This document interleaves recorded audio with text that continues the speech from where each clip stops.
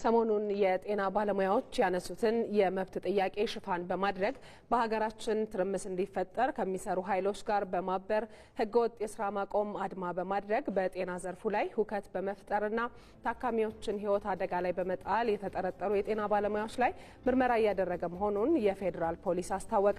47 የጤና ባለሙያዎችን የኢትዮጵያ ፌዴራል ፖሊስ በቁጥጥር ስር አውሎ ምርመራ ማድረግ መጀመሩን ተናግሯል። ተጠርጣሪዎቹ በተለያዩ የጤና ተቋማት የአድማ መረቦችን በመዘርጋት የጤና ባለሙያ ያልሆኑ አካላትን ነጭ ጋውን በማልበስ የሆስፒታል ቅጥር ግቢ ውስጥ ገብተው ሁከት እንዲፈጥሩ በማድረግ ያልተገባ ወሬ በመንዛትና በተለያየ መንገድ ሰላማዊ የሕክምና ሂደትን በማደናቀፍ የህሙማንንና የጤና እርዳታ የሚያስፈልጋቸውን ሰዎች ህይወት አደጋ ላይ እንዲወድቅ በማድረግ በመንግስት የሕክምና አገልግሎትና ትምህርት በሚሰጥባቸው ተቋማት ውስጥ ሰላማዊ የመማር ማስተማር ሂደት እንዲስተጓጎል አድርገዋል። ሙያቸውን አክብረው በስራ ላይ በተገኙ ባልደረቦቻቸው ላይ